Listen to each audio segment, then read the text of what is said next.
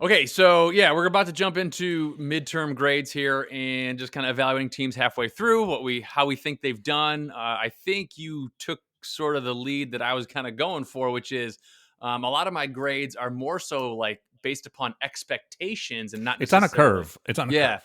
certainly on a curve, and not necessarily where they are in their divisions and conferences No, right. I mean, respectively. a Yeah. 5-4 team shouldn't be a D, but sometimes it is, right? So But right, yeah. Yes, it is. Yes, it is. All right, let's jump right in. Let's start, of course, as we always do with our favorite division because we know so well, the AFC East.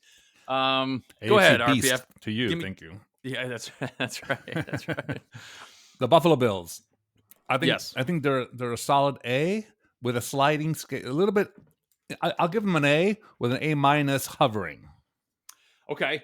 I know what you're saying there, and yeah, I'm gonna go ahead and take that hover out of there and just give him an A minus and just say that, hey, listen, it would be almost an A plus. It would be like an A plus if you hadn't lost to the Jets, which we'll talk The about. But the Bills are so good that if they were 8-0, they would still get an A. Good. That's the expectation. right, And, they expectation, can't. right? Getting Yeah, back to expectation for sure. yeah. Okay. Who's next? The Jets. If we're going in order of Oh, I know. placing, it's First of all, the Jets are next. that took my breath away. That the Jets are second up, and I was like, really? I think. I mean, it's a B plus because will not give them an A until they do something extraordinarily beyond more than once. So I think it's a B plus. If they sweep the Bills and the Dolphins and the Pats or whatever, then yeah, fine. Um, B plus right now.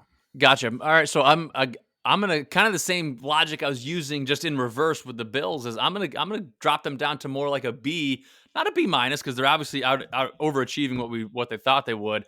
Um, Oh, because Zach Wilson's our quarterback, and you hate. I'm gonna give them a B because like some of their losses are just like, ugh, Yeah. and not even losses, even like during some of their wins, you're like, Wait, oh my god, what am I wait. watching? What team does that sound like? The Patriots, perhaps. What? The Hey, Patriots, like I got. We all understand how I felt about the Patriots coming into. no, I'm just this. saying it's a little similar to their like It's very the bafflingness of this. It's not yeah. consistent. Like one week you guys are killing a good team, the next week you're shut out by a terrible team. So I 100% agree with you, and that's why I'm not giving them a B plus. That's why I'm dropping them down to a B. But probably a B minus if they hadn't beaten the Bill. Like all of a sudden, like they beat the Bills, and I was like so many emotions went through my head. I was like, I was like, wow, damn it, holy shit. Like, those are actually emotions. Yes, I know they're foreign to most white people, but that's actually how most of us live in this world. We go up and down, and we kind of get the boat steady. Yeah, but yeah, I think that's true. It was it was just because like for once, as a Patriots fan, right, I know the Bills are going to win or at least I think they're going to win the division at this point. They should win the division, and like basically I'm rooting for them at this point to pick everyone off so that everyone that plays the Bills loses to them, but we win. Like so we have this like real meager chance of climbing the ladder. No, it's funny because remember last week we talked about how we have to root for the Bills really to beat the Jets in order for us to get. That's what I'm saying, right? But in something happened inside my soul. Something happy happened when the Bills lost to the Jets because I still believe the Jets are obviously beatable versus the Bills. So if the Bills somehow come back to earth or have a bad patch, they play the Vikings this week. Could they lose 3 all of a sudden? And all of a sudden the Dolphins are winning again to we're like tied with the Bills? And wait for it. We beat them already? Could it just be the impossible? I mean, so in my fantastical mind, of course, that's how it's playing out a little bit. Then I realized, wait, I'm rooting for the Jets. So it's kind of like a weird situation that we're both in, I think. Yeah. Anyway, moving on. Let's go. Let's get to your Dolphins here. What do you got for them? Great Dolphins. for them. I give them a B, only because first of all they'd be a triple plus with Tua and the offense and no one else. The defense is a C minus right now, and they're gonna but their trajectory is up because Chubb just came on board. So sure, I think it's gonna be. So I think with Tua is a B. And I'm giving them a B because Tua is there. Without Tua is a C plus because you can't go lower than that with Tyreek and Waddle still in that offense. But we know about my feelings about Teddy Bridgewater and the other backup quarterbacks that are basically you and I playing. So no offense to you and me. Anyway, so I think it's definitely a B with a trajectory going up to an A- if we take care of business tonight. I mean, this week with the Browns in Miami. I mean, it should be like a B+ at least at that point. And then is the bye week. Then things get real. So we have the 49ers and the Chargers and the Packers. And so anyway, but the point is that it's a trajectory that's going up, not the other way around. Yeah. I could get on board. I think I can get on board with a B. That's a solid grade. I do have concerns about their defense. I know they just got Chubb, like you mentioned, and hopefully that kind of that pans out. That maybe this Phillips and Chubb are the two end rushers are just going to and Phillips just blocked the punt that won the game for us essentially. So I think it's going to be a very, very imposing line. Hopefully. I mean, I hope he acclimates, and I hope he gets better. Here's the difference. He didn't make much of a difference this past weekend. I understand, but I'll tell you this: the difference between the Dolphins' defense being so vaulted and being so good, meaning the cornerbacks, and we had the best cornerbacks in football, only because we had rushers and pressures to the quarterback. This year, mysteriously, we don't have that type of pressure to the quarterback. So therefore, we're sitting ducks in many ways. So with Chubb, they have to double team two of our star players. That's going to be the difference maker, with Ogba maybe coming through the middle. So I think you're gonna watch the defense kind of spark up and more picks and more that type of game that we usually play. So okay, all right. And then last in the AFC East is my Patriots. What do you got for them? I got a B-. Thank God for Zappy Hour. Zappy pushed you up. I'm telling you, Zappy Hour. That bottomless mimosa. Zappy Hour. It's definitely it pushed you guys up. Again, like we mentioned, inexplicable losses to teams that you have no business to, and then beating teams that you're like, oh my God, okay, they're real, maybe. So it's kind of like, it must be for the first time ever very unfamiliar territory for Patriots fans, because it's so volatile for you guys. It's very roller coastery, I think just like my own perspective, just because I'm a fan, I think as far as expectations, I'm not that pleased with them. Like you said, they've like honestly, that I know the Bears are doing much, much better now. You know why? I'll tell you why. I'll tell you quickly. I just read something this morning. The Patriots, for the first time in the Brady, Bill Belichick era, have lost 3 games by more than in double digits for the first time. Is that what it is? Maybe. Yeah. And the second time, the flip side of that is it's the first time they've beat the odds in beating teams that they weren't supposed to beat. First of all, you guys were never not favored, so I don't know what that means. But so the point is that for a fan, it's very displacing, because the ups and downs are much more severe. So that's why it's almost like the classic sports trap of playing to your competition. Like it's like we're getting up for these big games, and it's like, oh, it's a big game. We got to go do something. As a tennis player, historically, that's what happens in tennis. You play at the level that you're facing. You're like, instead of playing at your level, which is right. And then the Bears come in town, like, oh, the Bears. Yeah, listen, the Bears and Lions almost ate us up, the Dolphins, and we barely survived swimming on top of it. It's a catch-22 for me, because like thankfully the Bears are that are like all of a sudden look like a pretty good team. So I'm like, oh, okay, well at least we didn't get beat by a terrible team. But then I'm like, well, wait. They didn't look pretty good until they played us. So like, and Miami's defense. So we were the get right game. Right. Okay. So, but I gave them a B- for the Patriots. Yeah, B- is fine. I was maybe a C+, but I'm right. I'm right in that same range. Listen, but we talked about this 5-4. At this stage of the game, you would have taken that earlier this year. I would have, absolutely. Yep. So I think it's in the B range. I think it's in the B- ish. It's like range. It's like a 79.48. Yeah, exactly. Thank God for Zappy. And if you're a nice professor, you'll just say, all right, that's an 80. That's me. I can't. I average up. Come on, let's go. Okay. All right. AFC North, starting with our Ravens, a C. Sit atop. A C. They have an A- offense and an F defense. So the defense can only go up from there. So I'm giving them a C for expectations. They should have been easily, 7-1. Yeah. Well, I mean, so if I'm going back to my preseason expectations, I think I got them higher than a C for sure. I'm more of a B with them.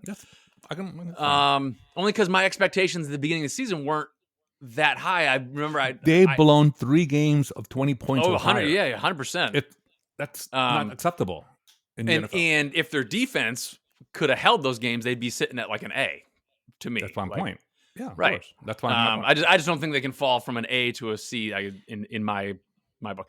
But I think they're on the they can win 2 games and go back to a B plus. Here's what's interesting about their defense is much like your Dolphins, they picked up was it Roquan Smith from the Bears, and I mean, granted, they play the Saints. They played the Saints this past Monday night.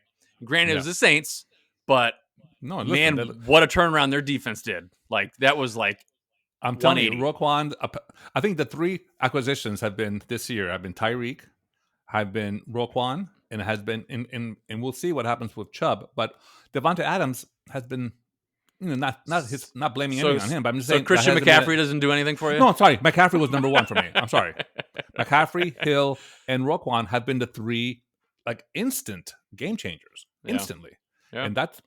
People will say, well, they have to acclimate to the system. No, the system acclimates to them. They're the playmaker. So that's going to be interesting. Anyway, that's my 3 people I think that have been the most impactful. All right, next one in that division is the Bengals. D, solid D. Yeah, man, right? Like, again, going back to preseason expectations. Period. Full stop. Yeah. And Jamar Chase is not back, right? No, he's out for a while. Interestingly, when he first got injured, they said a minimum. They said like 4 to 6 weeks, and then they opted not to put him on injured reserve. The 4 to 6 days. Oh, he's fine. It's just a body cast. He's fine. But yeah, they looked pretty bleak. Without him, Bleak Orama, a D, a solid D. But yeah, at 5 and 4, they're definitely failing my expectations that I had for them preseason, and probably most other people's. I mean, right? They were. Put it this way: if I told you that the Bengals and Patriots have the same record at this point, you would have been like, "Yeah, right." Yeah, I would have been like, "Yeah, right," and then I would have been like, "Okay, I'll take that." So yeah, of course, yeah, for sure. So what a great time to be a Patriots fan! What a great time to be alive right now. Hard to say. Ask a sea lion in Antarctica. But please go ahead. Do they have sea lions in Antarctica? Probably not. Okay. Do they live in Cabo? So I don't think they'd be in Antarctica as well. So that'd be a polar bear. Okay, go ahead. Do they vacation in somewhere? Do they vacation in Cabo? Go for spring break. They go spring break. Is that the only reason we know that they're in Cabo? Is they vacation there? I know. I've been on a boat a lot in Cabo, and they're always like hanging out in this little rock island thing. Right. Yeah. Anyway. Okay. Well, alongside the Sea Lions, how about the Browns? I'm giving them, Well, the Dolphins. What a segue, huh? I'm not going to even go there. That's kind of like I had this other thought. The Browns are playing the Dolphins this week, and I'm giving them a C minus. By the way, I'm giving them a C because I think they've done what they can, given the fact that they're waiting for their rapist quarterback to get off suspension. I think that's going to be no offense to rapists anywhere. I think the Browns are definitely going to be better, much better, and quick. I'm just glad we're playing them this week. I think they're in a hurry to get good, right? So I don't know. I think they're going to be the team that no one wants to face the last 5 weeks of the season, if I had to guess. Sure, right. They could become that spoiler team, right, for all the teams that are fighting to get in, and a C is perfect, right? Like think about this. So a C is like it's your passing grade, right? Like it's just it's the expectation. It's your doing a little better grade, and that's exactly what they are. They're just like I had no expectations of them going in. I didn't think they were gonna be bad. I didn't think they were gonna be good. They weren't even a thought. Correct. And they're still another Chubb is in play here. So there's 2 Chubbs in play. Phrasing. Are we not doing phrasing anymore? The Chubb brothers are definitely in play for this. They're just this episode of the podcast. They're just very meh. So they weren't in my thoughts, and they're still not my thoughts. So C is fine. And then the last one is the Steelers. Holy moly, D plus. Yeah, I mean, I know I did. The truth is, I thought they'd be worse. So I don't care. They're still a D plus. I thought they'd be 1 and 7.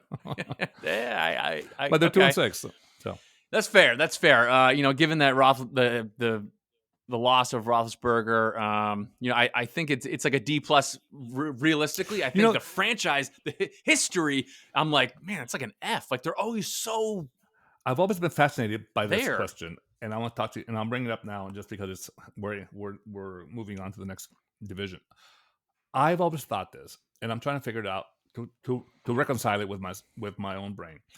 A coach like McDaniel in Miami, who literally the moment he got hired was on the phone with Tua saying, "I'm going to be your best friend here. I'm going to make," and he's done all the moves and all the plays to accommodate what players he has.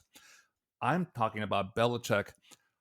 I'm talking about what's the guy's name in Pittsburgh? Oh my God, I'm blanking out. Tomlin, Mike Tomlin. Of course, Tomlin, and then the 49er and Baltimore coaches. All these players, all these coaches that are, next level elite type quarterbacks, type head coaches that people go crazy for, are they making themselves available to the talent they have, or are they just, because they're all kind of stepped down from their from their glory days because of the personnel changing, that natural evolution of players leaving. They're still not. I don't know. I don't see any of those top tier coaches shifting radically to accommodate what Don Shula did with Dan Marino. Shula was a ground and pound coach in Baltimore, and then Miami. Zonka and all these old time players pound round. The Dolphins threw the ball 9 times a game. Marino got there, became 50 times a game. So I'm just saying that's what a great coach to me does, accommodate the arm, shifts strategy to. I don't know if that's happening. But okay, but wait. So in the examples that you gave, so this is why. Tomlin, hang on, this is why I don't like Mac Jones, is because what is Belichick shifting to? Like Mac Jones doesn't offer anything. That's my point. You have to find the players that exactly. What does Mac Jones? He's a weak tea version of everything. So he's definitely not doing anything that's going to make. He's not going to be the playmaker for you ever. So I don't. Therefore, I guess I'm disagreeing with you. I guess because I don't think that. I mean, I'm not saying it's all on Belichick. I'm just saying they haven't shifted in any discernible way. I would argue that Belichick has shifted because it has become a run team. We have become heavily reliant upon our run game because Mac Jones is not going to push the ball down the field. To be fair, that's true. That was it. Last year, you guys passed the ball twice or something in Buffalo, or 3 times. Three pass attempts, not completions. 3 pass attempts, and we won. No, right. That's what I'm saying. That's another. I mean, between that and what was the stat for Devontae Parker? I mean, those are. And then as far as like Mike Tomlin goes, let's take Kenny Pickett.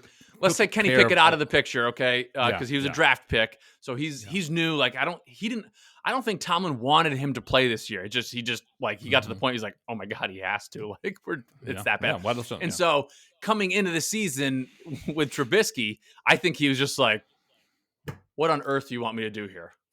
I'm saying. I mean, Trubisky's your choice. I would have been like literally strap myself. Like I would handcuff myself to the building with a backpack of explosives and saying, do not pick up this guy, Trubisky. We're never going to get there with Trubisky. Do you want, gun to your head, you have to take one, Trubisky or Bridgewater? Trubisky. Are these the choices? Like Satan or the devil? I mean, aren't there other quarterbacks out there? No, what? Garoppolo was sitting there trying to figure out. Garoppolo was having like oysters in San Francisco, hanging out as a backup. I would have given my entire offensive line to get Garoppolo.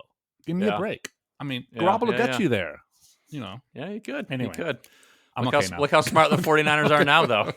So, right. Genius. Garoppolo always meant to be a backup, of course. It's like crazy. Garoppolo was sitting there for all these teams and no one bit. Write a check with a comma and get the players to help your team win. Yeah. All right, let's move along. AFC South, we got the Titans atop the South there. What do you got for them? A B. Okay. Only because of Derrick Henry. Only because of Derrick Henry. I'm going to go a little higher. I'm going to give him a B+. I thought they hung in there with the, I teased the audio with our intro there. They hung in there with the Chiefs. I mean, it was. I watched the whole game, and I was like, "Are they really going to do?" And then no, it's Mahomes. So it's fine. Right. And then Mahomes didn't do anything until they. By the way, but the Titans didn't do anything in the second half. They had no first downs. Did you know that? No, I didn't. It's a B. No, a team has to have a first down per half. I think that's minimal type of requirement in football. Those are the requirements. Yes. At least one first down. I didn't know there were requirements per grade. For me. Sorry. Technicality. My B+ has become a B. I did not realize that teams had to have had a second half first down in order. Don't you think that's a minimal requirement in life? Just to have a first down. Yeah. To move the chains. To move the chains. Well, I can extend this metaphor a long way. So it's just 10 yards. Yeah. Okay. And carrying on. Okay. Whew. Second place in the AFC South is the Colts. What you got? A proudly earned D for the Colts. I might give you, if we're going back to preseason expectations, I might go like D-. Yeah. I really thought they were going to be good. I know. You put them in the playoffs. I did. You did. Hate to bring that up. I might have to go D- with that. I mean, holy smokes. And I mean, this goes outside of but you see the Matt Ryan. Outside, yeah. This goes outside of Matt Ryan. This goes like Jonathan Taylor. What are you doing? Like, come on. Like, you are all world. Like, you were in the discussion of like the quarterback question I just posed a second ago, like an actual like question: Derrick Henry or Jonathan Taylor? Last year, at the end of the year, if you gave coaches and GMs a Derrick Henry or Jonathan Taylor, it was like, who? I don't know, Jonathan Taylor. And now it's like, Jonathan who? Like, well, yeah. Did you see? But what's happening to that team? Just imploding. Or say, the whole drama. Oh my God! Oh yeah, we didn't even. And this wasn't he even hired on our docket. he hired a coach that had more experience coaching your 15-year-old baseball team. True. That's going to be.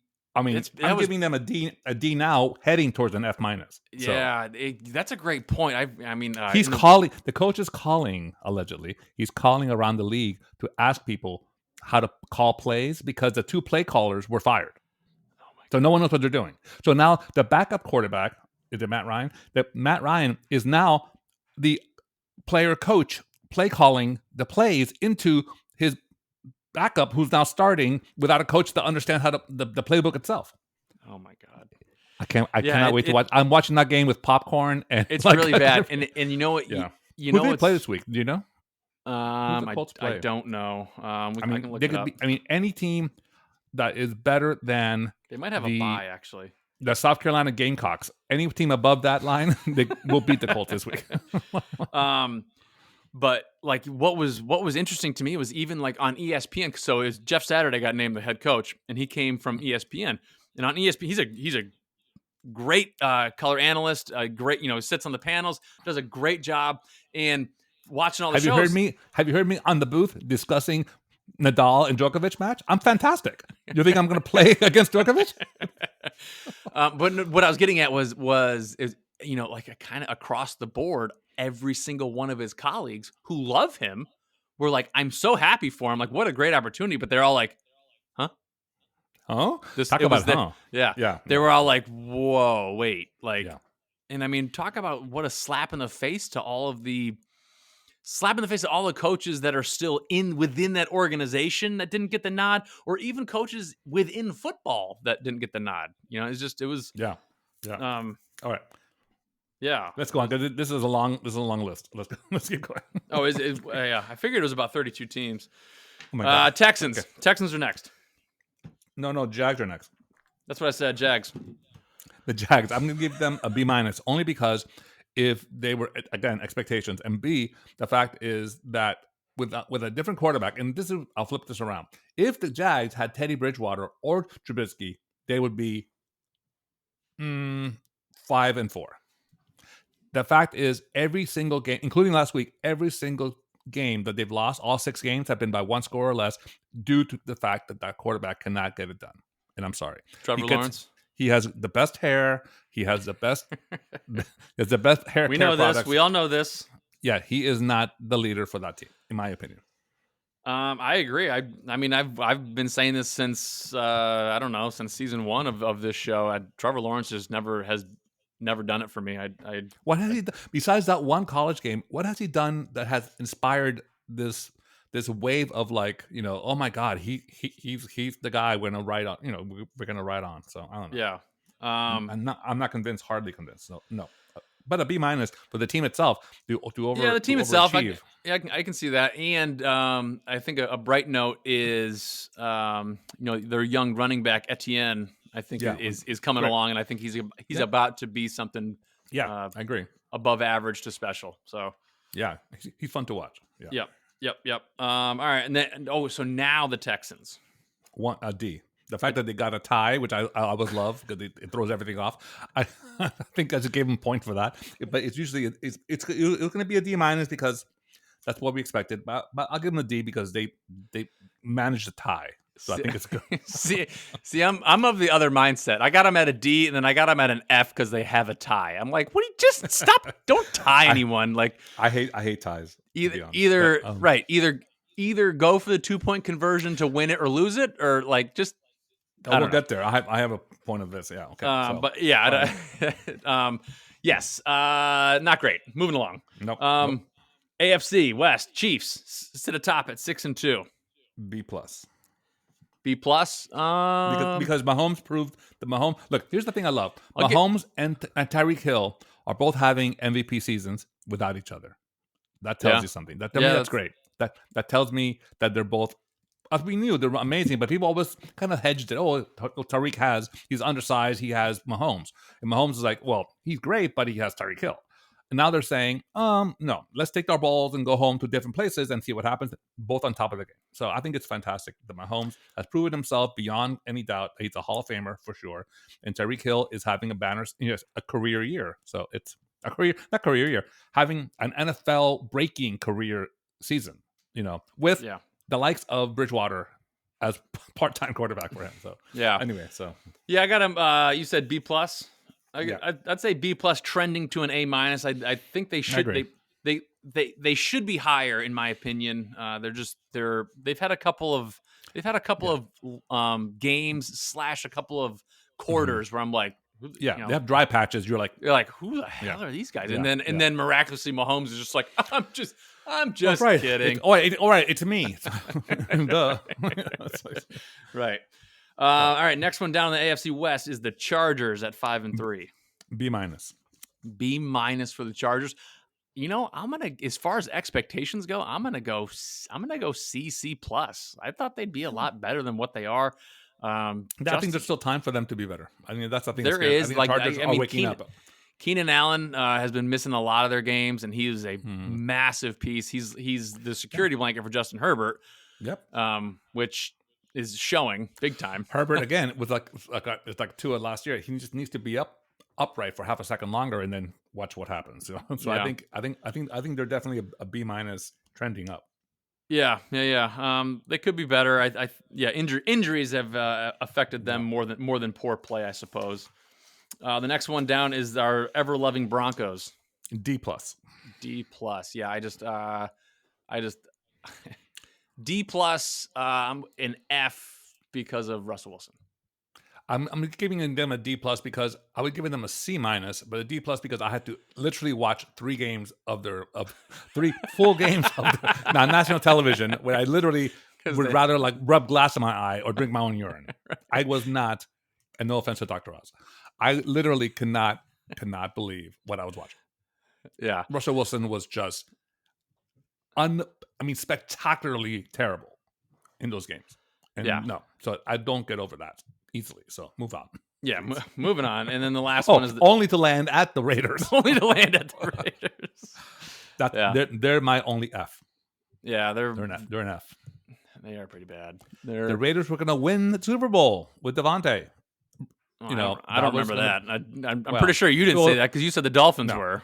Well, okay, first of all, don't take that tone, because that's much more likely than the Raiders doing anything. Well, I'm just saying, where are you getting this no prediction from? I saw the 4 teams in the AFC to watch were always like the Bills, the Chiefs, the Ravens, and now the Raiders with Devontae could have been in that category. So they were supposed to be, what I read. They were supposed to be much, much better. Correct. Yeah. They also haven't had Darren Waller in a long time, and I don't know what's going on there. No excuses. Nope. Yeah, Terrible. I don't know what's going on there. Nope.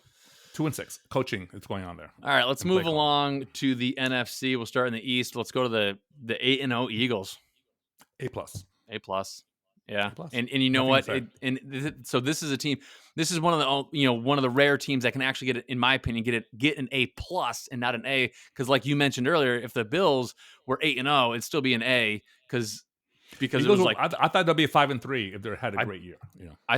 8 games in, I thought 5-3, maybe 6-2 if things are going really well. Yeah. But here they are. They're 8-0 and they're A+. Nothing to say. They're in charge of their destiny.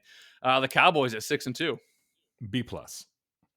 Only because they're not A- because the 2 times that Dak was in the first game and then the first game he came back, he had terrible halves of football, and he's going to work that out. But until then, I'm not 100% convinced they're in the A category. They're B+ ish. They're almost like 89.5. They're about to be A-. That's fair. Yeah, I'll give them. I might bump them up into an A- if you give the Patriots our little bump because of Zappy Hour. You might give the Cowboys a little bump because of Cooper Rush there. Yeah, but the difference is that Cooper. Well, the difference is that Cooper Rush doesn't have an awesome nickname like Zappy Hour. Yeah. Well, yeah. Cooper. We'll think of that. Mini Cooper. Okay. So that's not. I'm not sure how his wife will feel about that. But anyway, that's kind of. The Giants. A. Solid A. Because they've been in contention every game. They somehow manage to 95% of the time don't lose, and they don't want to lose. And no, they're not going to lose. And I love it. I think they find a way. It's nothing consistent. I can't even understand what they're doing. I don't understand how they're winning, and yet here we are. And I think that has to do with the weirdly clock man. We talk about so much this year about coaches who don't know how to manage the game, right? Mm-hmm. Who call bad boneheaded plays, and the stadium is cheering, so go for 4th and 7. The Giants are quietly doing it right as far as the player personnel packages that they're putting in, the conservative with the star play calling, the clock management that seems to be working. That even when they actually challenge calls, I think they have the best record in the NFL for overturning calls that were wrong. Little detail, they don't have a lot of penalties. They don't hurt themselves. They don't have a lot of turnovers. It's not flashy. It's not Tua bombing away, but it's definitely effective. And I think that's the Giants' way. Always has historically been getting it done, I think they seem real this time. I don't know. I'm happy for them.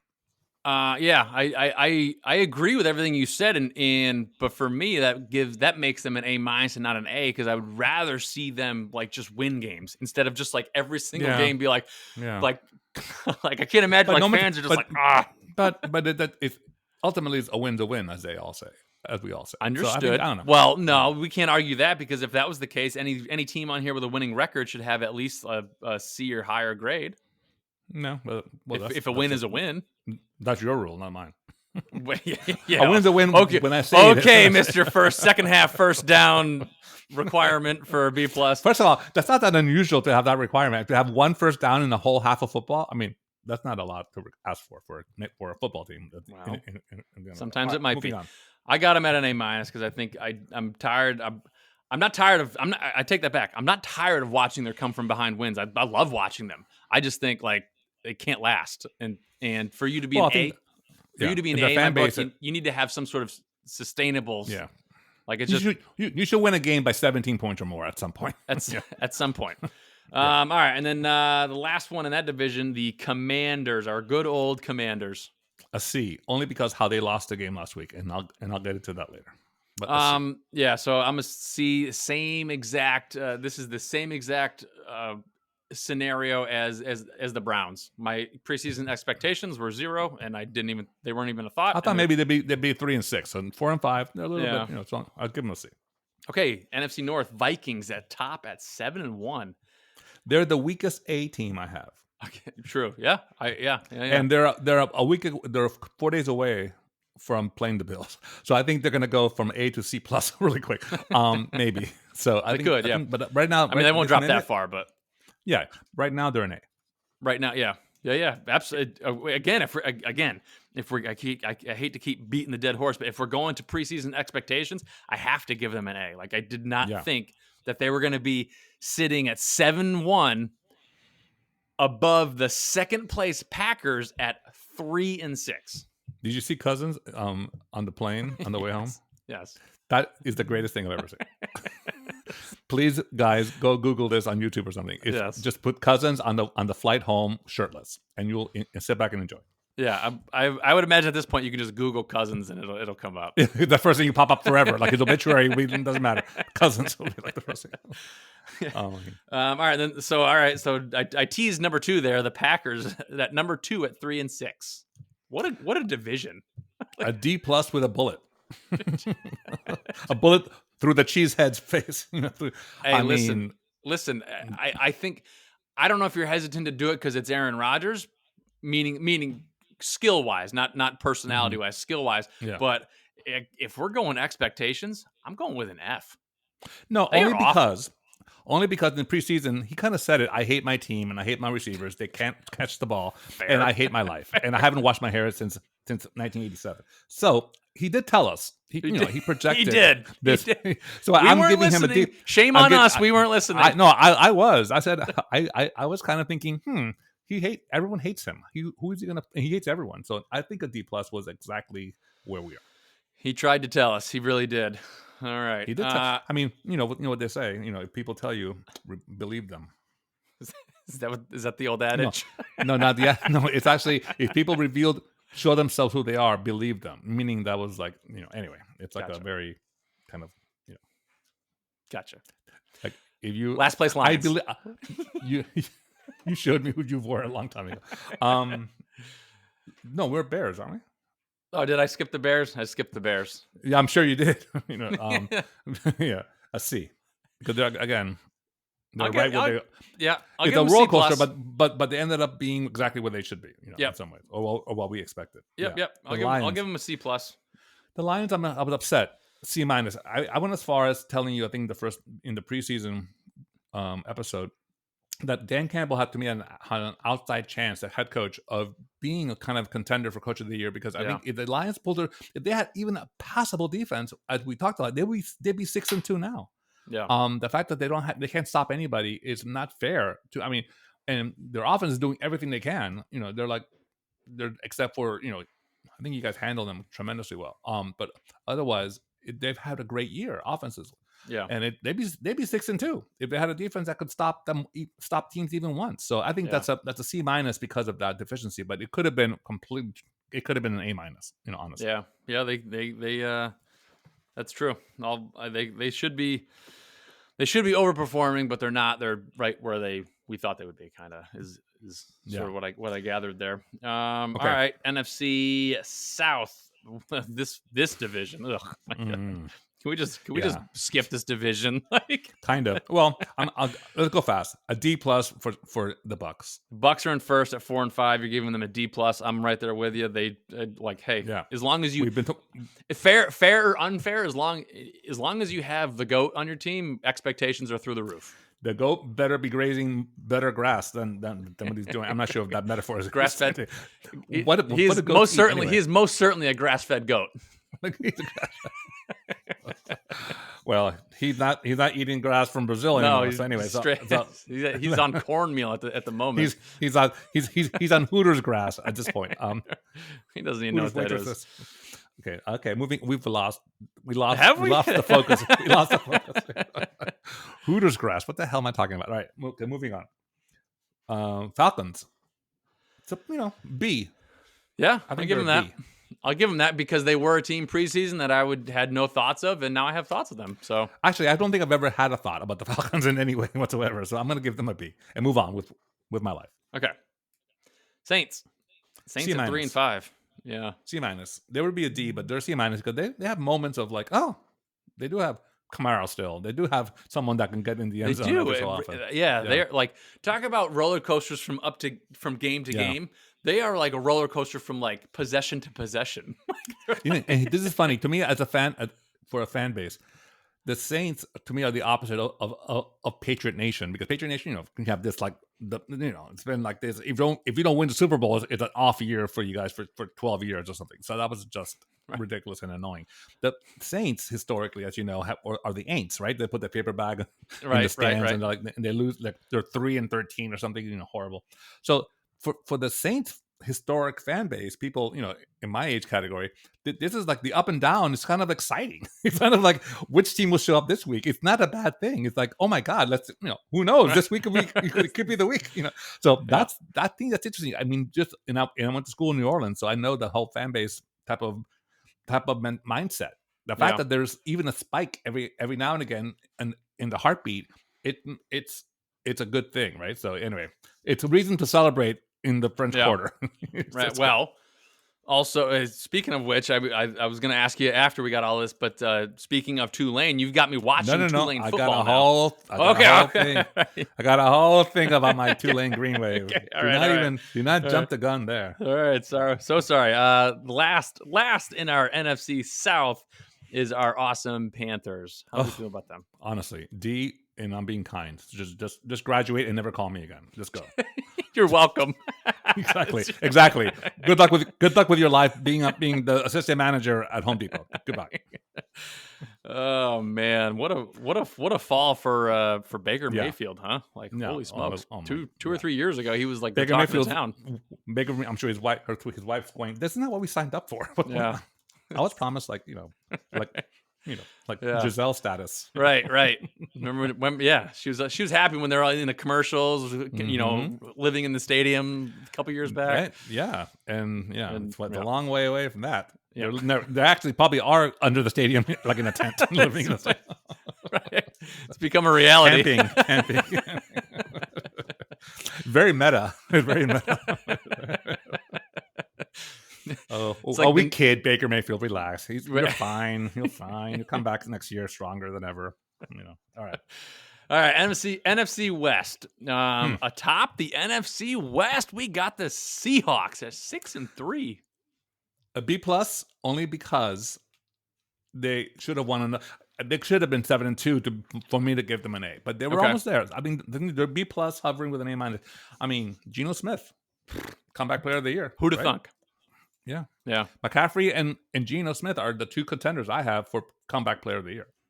I mean, I can't stop thinking about like how serendipitous it is that like Russell Wilson leaves the Seahawks, and it's like, and it's two things. Become better. And it's two things, right? It's we're like, oh my gosh, the Broncos are going to be amazing, and then on the flip side, we're like, oh my gosh, the poor Seahawks, they're going to be awful, and it's just both have just. Whoosh. Yeah. This is the upside down season. That's why it's completely kind of like this is like the Stranger Things season 6 NFL season. This is like the upside down world. Yeah. Did you see? I don't know if it was this past weekend or the one previous, but they were interviewing a couple of the Seahawks players all at once, which I'd never really seen before, at a post game. And they basically asked them about, their successes and in how they essentially think they're doing this. And Tyler Lockett made a point to come in from the side and almost cut everyone off and he was like, it's because we don't have anyone that cares or basically no one cares who gets the credit or something like that. And it's just they're a team. They're a team. Who were you referring to? Sierra's husband, perhaps? Yeah, I mean, Mr. Sierra. Mr. Sierra. All right. Second place, we got the Niners at 4-4, and even 500. A B, because they were stupid for the first 2 or 3 games before the quarterbacks. I'm gonna give them a B-, just because I thought expectation-wise, I thought they'd be better. But obviously with McCaffrey, they are certainly trending. In the right direction, possible, have the possibility to be an A very quickly. Yeah, I'm hoping not too quickly because the Dolphins play them in a few weeks in San Francisco. That's going to be like, wow. Okay, we'll see what happens there.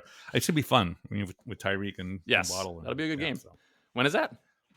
I think 2 weeks. 2 weeks. Okay, I'm going to mark that 2 one. weeks. Third place, we got our Rams at 3 and 5. C-, and I'm being kind. Yeah. That is I had the Rams in the NFC Championship game against Dallas. So I give them a C- because I can't. Yes, I can't. No. But I can't quite commit yet to that. I'm 1 week away from putting him in the D category, but I just can't right now. It's C-. They won the Super Bowl. It's like they won a Super Bowl. Super Bowl. Yeah, they look really bad. They do. What? So just for comparison's sake, what did you give the Bucs again? Because I mean, I feel like they're the same team essentially. a D plus, but the Bucs have the GOAT. They have the GOAT. Okay, that's fair. I got it. Yep. Okay. All right, and then last place over there, we got the Cardinals at 3 and 6. I almost gave them a D also, but I gave them a C-. Kyler Murray revealed himself kind of in the first round of the playoff last year. A little bit, and I know we're trying not to make excuses for missing players and whatnot, but he was without DeAndre Hopkins, arguably in the conversation of top 5 receivers in the league. So yes, totally in the conversation. I would squeeze Waddle in before him, but yes, I do agree. He's in the top. He's in that discussion. He's right, like I said. Like you said. Okay. All right. Hey, let's take a look. Let's take a look ahead to week 10. Stop. I have to go pee. Oh. So you have to cut. Can you? I hope you want me. You want me to cut this? All right. So let's jump ahead. Let's take a look at. Let's go ahead and take a look ahead at week 10. Some hot games coming up. I've got Seattle, Tampa circled on my calendar. I think for both teams, Tampa had that nice comeback win this past weekend. And it's like, okay, like this happens to them, I think, quite a bit this year where like they do something good and I'm like, okay, here they come. They're starting to pull themselves out of it, but then they kind of don't. And so I have this circled on both sides. For Tampa, if they can go and beat Seattle, they can build a lot of momentum off of that comeback win and then go beat Seattle and be like, okay. And I'll be like, okay, like Brady and the Bucs are back. On the flip side, on the flip side, I think if we just said his damn name, Seattle, Geno Smith. If Geno can go and beat Tom Brady and the Bucs, I think like we're all like it just momentum. Yeah. I guess my point is either way, either team is going to be momentuming greatly. 100% what you said. I circled this and I wrote this is the game that will clarify the season in the NFC. I think exactly right. If Seattle's real, wow, they're real. If Tampa Bay, if Brady wakes up, he wakes up, and we're all in the corner, shivering, like terrified. Right. Like there's Jason in the corner with a coat hanger trying to kill us. So I think. By the way, what happened to Week 9 highlights? Weren't we going to go back to Week 9 before we go into Week 10? I'm just saying we had all this stuff happen this past week. Or just blow it off. I can go quickly. Okay, yeah, let's do it. Week 9, for 1 second. I think Packers lost to the Lions. Yeah. So Aaron Rodgers is done in Green Bay, or are the Lions coming roaring back? Or what's this a sign of? Or both? I think it's a sign of Aaron Rodgers is just checked out. What? How did you say it? He showed us who he is, or yeah, if he reveals himself, believe it. All right. So the next, Bills lost to the Jets. We can't just gloss over that, can we? Well, I think we can't. Like again, are the Jets really? Are the Jets for real? Is this possible? Are the Jets for real? The jury's out, I guess. Right? The jury's out still a little bit. I just as a Patriots fan sitting at the bottom of that division, I just don't want them to be for real. I know, right? Because we sit at the bottom of the division and we look up, and if they're for real, we look up and I'm going, shit. I know, it's true. By the way, but the next thing is that we don't have to talk about it. The Raiders lost. I mean, they blew another lead of 13 points or more for the third time this season, of 17 points or more rather, and it's just no bueno. It's just I'm done with them. The Seahawks, and we just talked about the Seahawks are that good, right? Seahawks are good. I think, but I put them. Did they beat the Cardinals? They went and beat the Cardinals like 10 or but so. Yeah. I put Geno Smith. I mean, I put the Seahawks in the same category as I put the Jets and the Giants. That I have to see a little bit more before I put them in the particular elite kind of playoff for sure team something. But they're right there. I mean, the three teams, the Jets, Giants, and the Seahawks, I think they're a week away for me to be like, okay, this is actually happening. Yeah, So I think. anyways, I think of those three teams, I think the Seahawks are a lot closer than the other two for me. I think so too. I think so too. Keep in mind the And by the way, the Seahawks beat the Giants. It's one of the Giants' losses. How happy is Geno Smith? 7 years, 7 years as a backup for long. He came. Remember, he was the QB1 at the Jets in the biggest media market without all these expectations, and he had often up and down, mostly down type of season. And he was a rookie in the first couple of years. Now he's like no one has any expectations. He's 7 years as a backup. 7 years. Pete Carroll's a coach who's like 130, and then we have Geno, who's like the afterthought of all afterthoughts. I mean, no one's going to think about him, and he's the quarterback. He's QB1, and the fan base is defeated because they lost their star quarterback. They lost, so no expectations, and all he does is quietly just work his way in. And it's, I mean, and he's just you can see his enthusiasm and his joy. That I told you I was good. I told you I was for sure. So anyway, I love that. That's what's missing so much of this kind of like this limousine attitude of people like the Brady and the Aaron Rodgers and these type of people that are just completely kind of just like this expectation game. It's like, it's me, so get over it. He's saying he's a grinder. He just wants to be in the game, which I love, by the way. Anyway, yeah, great point. Great point. So next game for this week coming up, we have the Vikings and the Bills. The Vikings Bills. It'll be a big one. You know what? I forget where it ended up, but I know Josh Allen showed up on the injury report with a UCL, some UCL damage. Which UCL means what? Ego because I lost to the Jets. Is that the technical term for the? No. I mean, if you saw the replay, UCL injury is it's pitchers. That's Tommy John. Mm-hmm. So you're right. Your ulnar collateral ligament. Is when that tears. That's Tommy John surgery for a baseball pitcher. Wait, does he have that injury? It's possible. They haven't revealed it yet. Wow. And if you watch the replay, it's towards the end of the game. It's one of the last plays, and he goes to bomb one down the field. So obviously, the farther you're going to throw it, the harder you have to whip your arm through. Yeah. And he gets stuffed like right back here. Well, and his elbow keeps coming forward, and his hand stays back. And so it's just like... See, that's exactly what happened. Well, people who don't know what that means, when the power pitcher is pitching over and over again and demanding that of his arm and shoulder, that becomes the Tommy John type of surgery, which before you were done as a player, you couldn't have, there's no choice. But then what happens? You come back a year and a half later and you become like a spot pitcher. You become like, a finesse pitcher more. Well, so. No, you still have that. Not anymore. Nowadays. Not the velocity is back. Right. But nowadays they put like Teflon in there and you come back like a robot throwing 120. Yeah, exactly. So I think, but that's very interesting. If that's going to be, it has to be revealed, right? They can't just be. Well, he can be on the injury report. They don't have to tell you what it is. I'm saying, but is it? I wonder because my guess is it's just a sprain. If some pitchers actually go through that and they wait till the end of the season to have the surgery, right? So they can play with the pain. Pitchers not really. So this is why my guess is it's either a sprain or a strain and not a tear. Just because if it was a tear, they would do it. Yeah, they would the pain. Yeah, like you can't throw. Like you're incapable of throwing an object. So it must be a sprain or a strain. That's kind of a big deal. It's a very big deal, depending on the severity of it, for sure. For he might not play this listeners. For our 6 listeners in Kansas City, they may want to perk up for that revelation. Okay, so if I'm thinking the Vikings and Buffalo, I said if Josh Allen can storm back in the Jets loss, I guess not. Then the Vikings will come back to earth a bit, making the NFC wide open again. I think if Vikings win, I mean, I don't want. Do you want to see who wants to see an Eagles Vikings NFC championship game? I mean, I would rather like my God, eat spam from the can. No, I don't want to see that. So hopefully they do beat the Bills for our sake, but then they realize that they're not that good. So you want to go to the next game? Let's go to the Chargers and 49ers. Chargers 49ers, yep. I skipped. Well, yeah, Chargers and 49ers.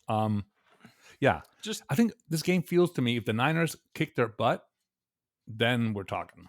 Yeah. if they squeak by a win, I'm still on the fence about them.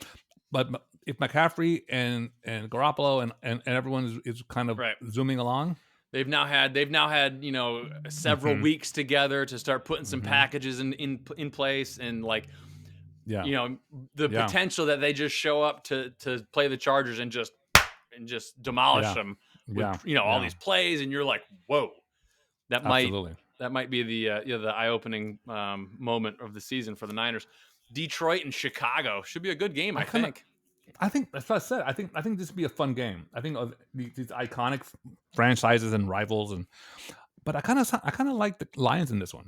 I know. I think it's gonna be a fun one. Yeah, could be. Although I have to say Fields is playing phenomenal as of late. Well, he's also played the Patriots and the Dolphins defenses. So let's see what happens. Hang on a second. The Patriots have one of the best defenses in the league. That's true. It is true. every other week, you guys show up. Right. And so this is although good. You do have that. Well, it's good. It's every other week. We have a bye week. We have a bye this week. So this was our bad week. Good. So we're going to show up next week. Wait, I'm blanking on his name. Your best player on defense. That's like killing everyone. It's a Judon. It's probably who Judon. Matthew Judon. Judon with the red sleeves. That's someone. Yeah. Yeah. I call it Red Sunday. What was the thing called on Game of Thrones? The Red Keep was but the Sunday the massacre. What was it called? The Red Wedding.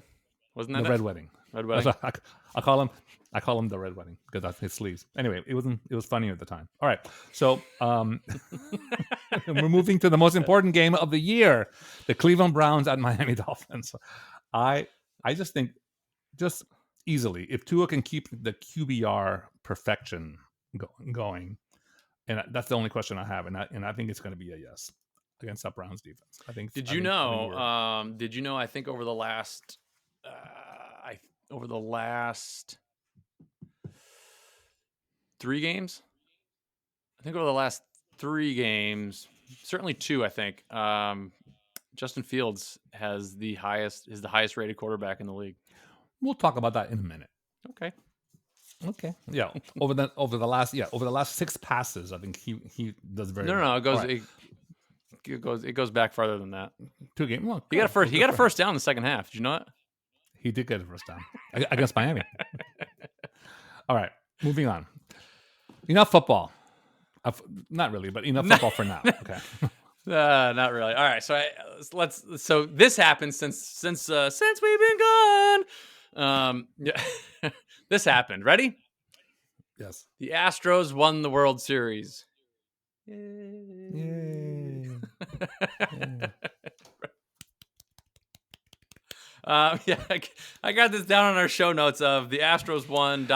Yay ? Question By the way, mark. has there ever been a more I thought about this. I watched the whole game, which was like, has there ever been a more historic occasion for a World Series game that I could care less about than the 17 pitcher no hitter that the Astros pulled off? Yeah, it was so stupid.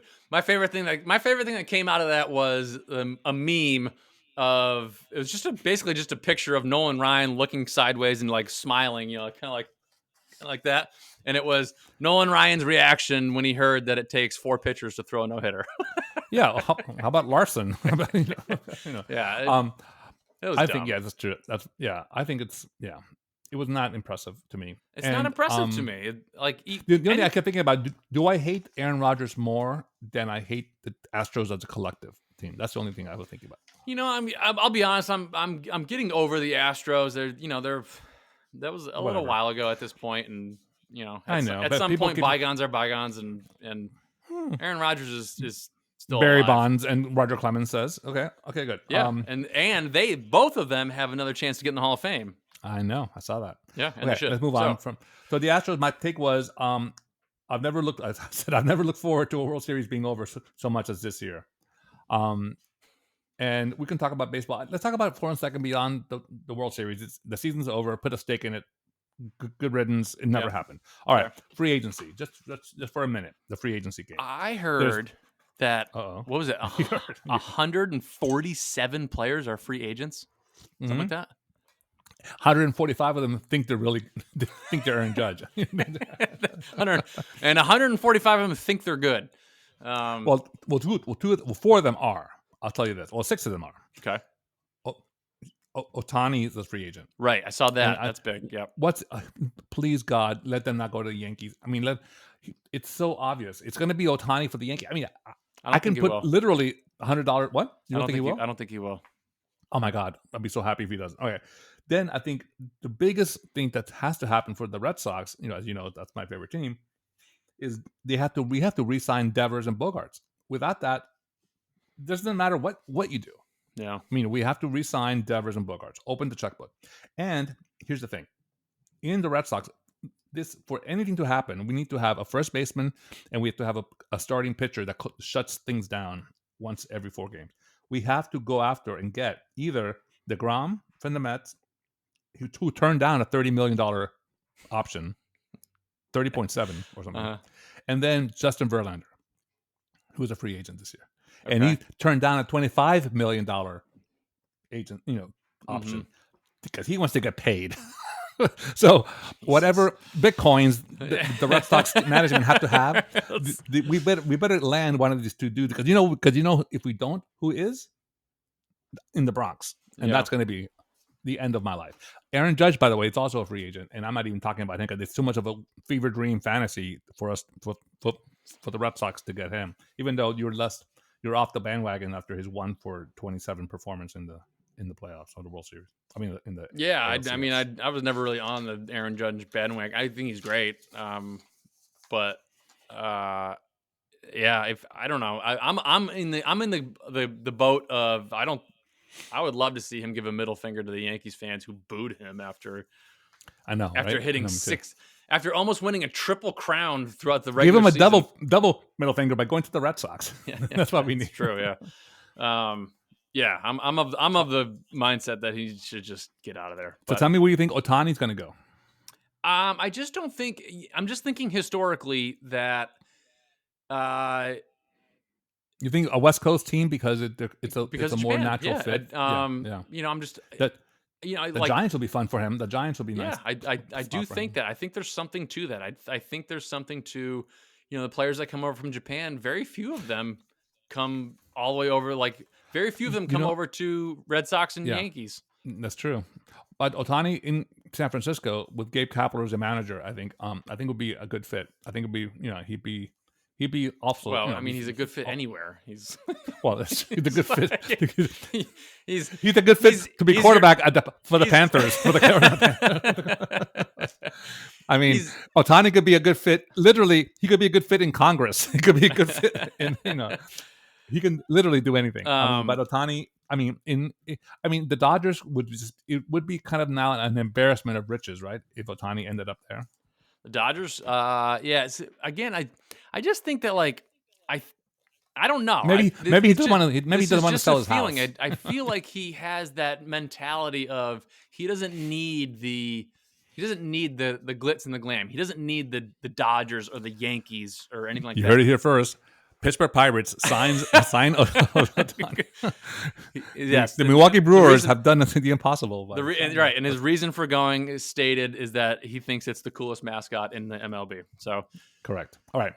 Anyway, I don't think he needs a major market to feel great about himself. I think he. So quickly, Aaron Judge stays with the Yankees. Yes, I think he leaves. I don't know. Ohtani lands on the West Coast. On the West Coast. And Verlander and the Red Sox sign Devers and Bogarts? Not both of them. You ruined my day. Okay, moving on. I hate you. To make an educated guess. I don't know who they have in AAA or coming up. And to be harsh about it, to be a Sophie's choice about it, if I had to have one or the other, Devers or Bogarts, don't kill me, Red Sox Nation, but I take Devers all day. Yeah, all day. Yeah. I don't know. I don't know enough about the depth of their farm system. I don't know anything to that nature. They're deep. That's why they have so many teams. It was shocking that during the trade deadline they didn't tap into any of our young talent because they really believe that's the next phase of. They have they're as excited about this crop of new players or younger players coming up as they were about back in the day, with Pedroia and that type of whole class of people who came up back then, back 15 years ago. All right, let's move on. Oh, my favorite segment. Ready? This week in. I think people who watch this episode be like, what? What did you? It's this week on, huh? Okay, go. You want me to go first? Okay, I have two. I know we're supposed to do one, but I have two. Because one of them makes me feel awesome. So, first one is I am, like we mentioned, we are both in this really weird boat of all of a sudden kind of like rooting for the Bills to just destroy the Jets. And then you lost to them. I'm like, wait, what? I was like, oh, okay, the Jets are going to lose this week. And, and again, this is it coming as a Patriots fan. I'm like, the Jets are going to lose this week. The Bears are playing pretty good. They might give the Dolphins a run for their money. And they did. But of those two things, which one didn't have, which one were you like, oh, that's definitely going to happen? Oh, the Bills are definitely beating the Jets. But you had visions of the Patriots being in second place by the end of the day. You can, as a fan, you can start to skew the numbers and you're like, okay, so if we can do this, and they can do that, all of a sudden we could be in second place. I'm thinking that now about the Vikings and the Bills this weekend and the Dolphins playing the Browns. Sure. But my true this week on is for Philadelphia. So if we go back probably just over a week ago, we've got the Eagles at 8-0 and the Phillies. I think did they win the first game of the World Series or something? Oh, the city Philadelphia. Yes. And the Phillies won, I think, the first game of the World Series. I forget, but anyway, they were on cloud nine. They were on cloud nine. They were if you were watching, I saw a clip on Instagram. Harper for president. And they were being super. No, remember they were greasing the polls. Yes, they were greasing the polls, and they were being super obnoxious Philly fans. And Philly's the greatest place ever. The Birds are 8-0, and the Phillies are blah, blah, blah, blah, blah, blah, right, and they're just going bonkers. When the Phillies lost in the World Series to the Astros, somebody else lost that day. The Philadelphia Union, which is the MLS, which is their soccer team. Philadelphia became the first city ever to lose 2 championships in one day. In the same day. The same day. The flip side is how many cities have had 2 championship games on the same day? That's the optimist way of doing it. All right, I'm leaving. Thanks, Richard. Thank you for ruining my moment. I'm just saying we shouldn't disparage. I mean, what wouldn't Kansas City or Phoenix give for that stat? They'd be thrilled, right? So, I mean, I don't know. I find it a little mean, but then again, but it's your segment, so you go ahead and say what you. Yeah, and I did until you ruined it. Thanks. I ruined it. Okay, mine's not that. Ooh, what's yours? Okay, a little touchy. The Commanders, your favorite team. The Commanders, this past week, as I mentioned earlier, they lost to the Vikings. But here's what happened. They lost to the Vikings to end the game. A guy named John Ridgway. Okay. Let me set the stage. It's 1:52 left in the game. The Commanders are tied with the Vikings. Okay. The Vikings drive down. They're 4th and 4. They stalled. The drive stalled, and then correctly, I'm sorry, there were 3 points up. Correctly, the Vikings were going to kick the ball and tie the game, and then hopefully hold on to the Commanders. They had almost 2 minutes left and timeouts. So what happens? So 4th and 4, the field goal is placed down and is good, so it's a tie game. But wait, there's a flag on the play. This guy named John Ridgway, which should be enshrined in Canton. After the kick goes through, he just runs into the placeholder, who is a protected player, like the quarterback. Okay. Yeah, because he's exposed. Right. So he runs into and just walks through him as if he's not there. So therefore, First and goal with a minute 52 left. Instead, the Vikings did 3 bonehead plays. They get to the end zone with 12 seconds left. Game over. So therefore, John Ridgway, you should be ashamed of yourself.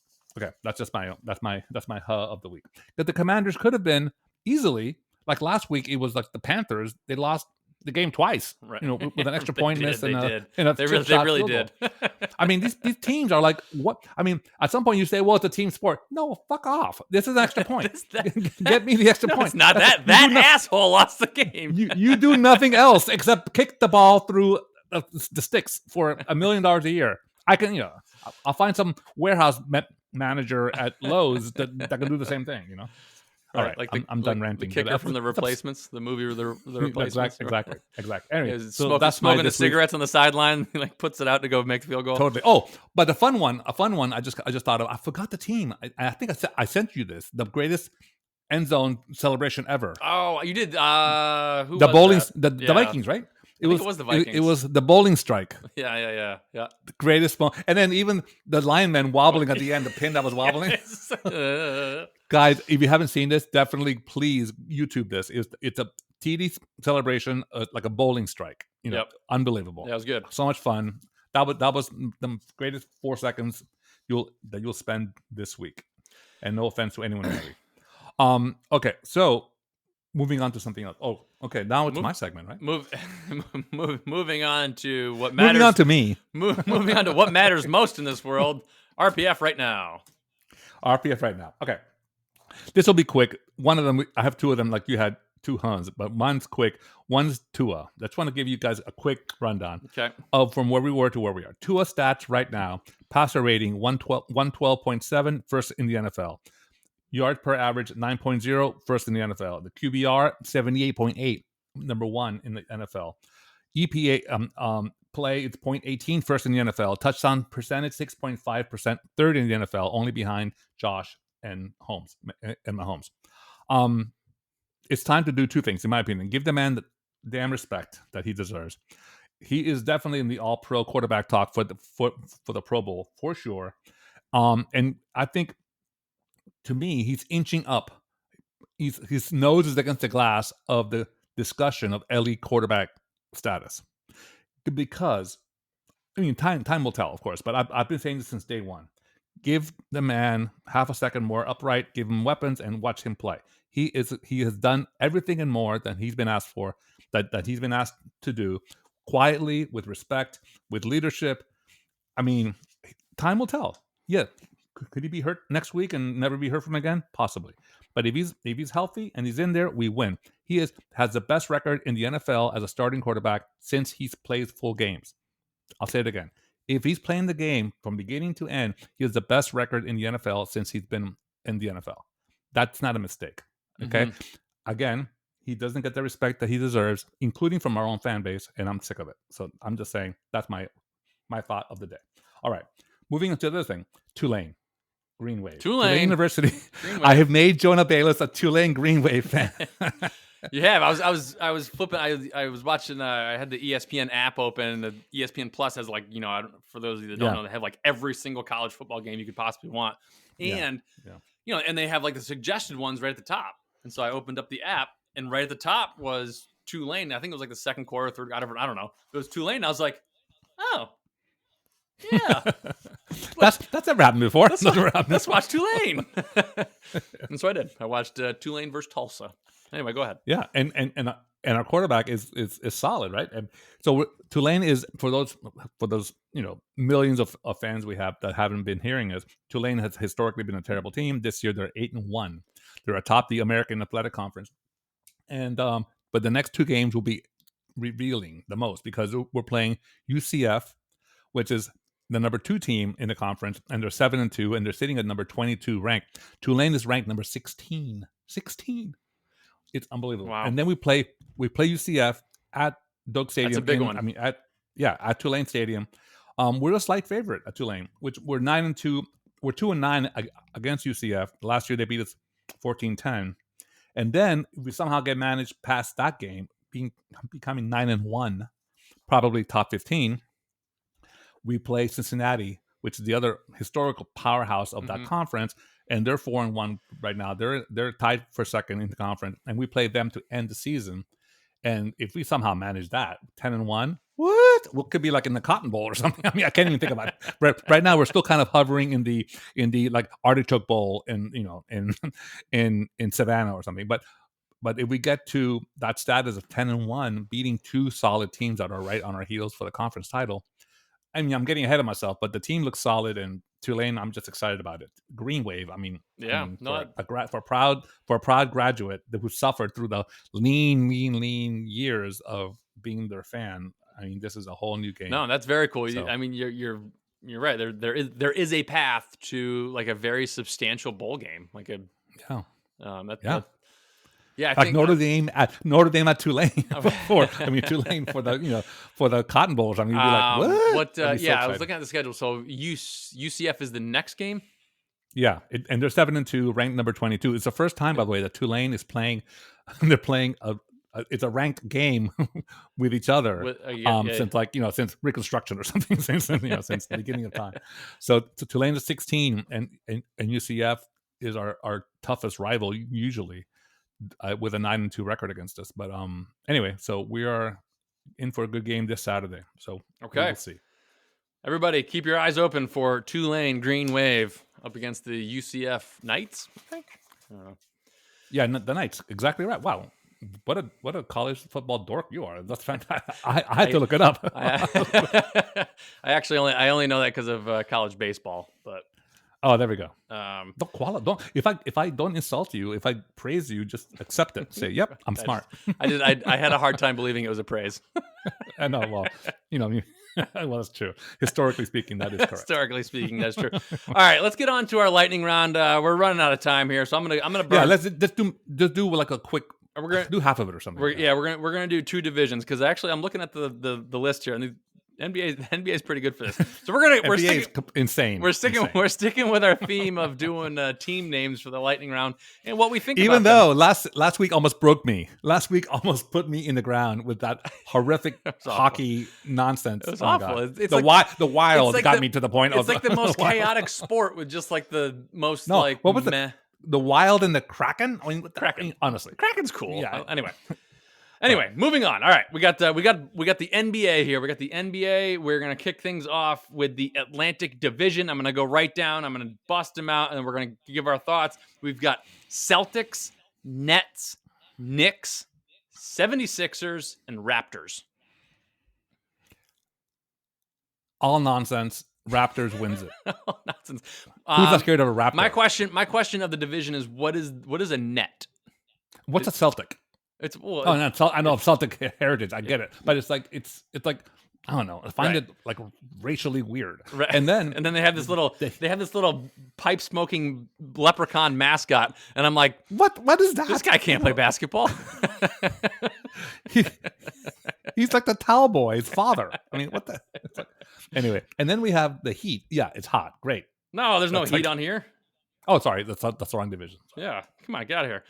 No, the Nets. What's going on with the Nets? Is it just Nets? They have basketball net? Like, is that literally where this comes from? The Nets. I don't know. Like, should the hockey team be called the Goals or like ice or the end? I don't know. The football team called the End Zones. I think the Raptors are appropriately called in the sense of, who's not scared of the Raptor. That's a good offensive type of like a predator type of, yeah, predator. Yeah. Yep. And the 76ers is obviously just 1776, Philadelphia. I like the Ben Franklins or whatever. Right. all you Washington teams, come on, get better. It's like the Nationals. Right, exactly. Exactly. The Philadelphia, bad neighborhoods or something. I don't know. The Philadelphia crime wave. That'll get them. All right, then we're going to do one more. We're going to do the Central Division. We got the Bulls, Cavaliers, Pistons, Pacers, and Bucks. I always like the Cavaliers. It sounds like yeah, I'll show you, and with an ascot, right? Like with an ascot or something, right? Or they take take the gloves out and slap you across the face. Exactly. Good day, sir. You are good day, the Cavaliers. I'm sure LeBron loves that description. And obviously the Pistons homage to Detroit. I like the Bulls. Because the Bulls are like they just go forward and they don't stop until they're killed. Yeah, and kudos for being a Chicago team not named after a bear. It would have been what, like the Polars or something. It would have been like a whole different, And then Pacers, is that supposed to be after a pace car or like a? I think so. I think it's an Indy 500 thing. Yeah. I don't know. Indy 500 thing, sure. Yeah. And then the Milwaukee Bucks is just a big deer. Okay. Yeah, I mean the Buck. I mean, again, they're not necessarily terrifying, but I don't know. All right, we'll do one more. We'll get rid of half the league here. So then we got the Nuggets, Timberwolves, Thunder, Blazers, and Jazz. Okay, the Jazz need to go into oblivion. It's terrible. Even though it's the birthplace of jazz, it's like, who's going to be scared of jazz? Even though it is kind of piercing, horrible music. But wait. Is Utah the birthplace of jazz? No, New Orleans. The New Orleans team was originally called the Jazz. That's why it was called the Jazz. Oh, okay. And then they transferred over to Utah. Oh, okay. Because I was gonna say yes. Mitt Romney was very well known as I was gonna say as the greatest jazz musician ever. The one that gets me ever. here is the jazz is this sort of funky, sexy, New Orleans based, chaotic, not sure, there's no real rhythm to it. There's no tempo. It's just kind of improvised. And then we put it in Utah. Utah's more like the drive-through Dairy Queen or something. That's kind of like I think of Utah. Portland's obviously an homage to the Oregon Trail. Right. Thunder's just a storm. Timberwolves up in Minnesota. You had a good one though. Oh, the Timberwolves. I like the Timberwolves. I think that's actually. I mean, I like the specificity of it. Right. The Timberwolves. It's not just a wolf. It's like the Timberwolves. Which I like a lot. There's more than one. Yeah. Like the Bruin, which I didn't know was a bear last week. So that was kind of by the way, I thought about that for so long. This whole week I've been thinking about, in my busy week of work, I'm thinking, how did I not know what Bruin was? I'm from Boston, for heaven's sakes. All right. I don't know what I was thinking. And then the last one was the Nuggets there at the first one I mentioned, the Denver Nuggets. Is that just panning for gold? Is that I thought that was San Francisco, but me too. So I don't know what's happening with that. So we have clearly no knowledge of any of the historic. So I think Timberwolves and Bulls and Predators are the ones that are the most kind of aggressive animals. Talking about your personal life, or yeah, those are my nicknames in different years in college. Where I was called. Oh my God! All right, that's all the time we have for the show this week. It's been a fantastic show. Thank you so much for paying attention. If you're still here, I cannot believe it. Thank you so much. You can find us anywhere you listen to all your podcasts, Apple, Spotify, Podbean. We're also over on our own YouTube channel, as well as Instagram and Twitter. Just go search Sports, of course, with Jonah and RPF. On all those, you'll find us. We'll pop right up. Please subscribe to the YouTube channel so that you can get all of our stuff delivered right to a little notification. Bing! There's a new episode. It'll be the best decision you've made in the last 5 seconds. RPF, heck of a show. Thanks for being here. Enjoy your Patriots week off. Bye. I will. Thank you very much.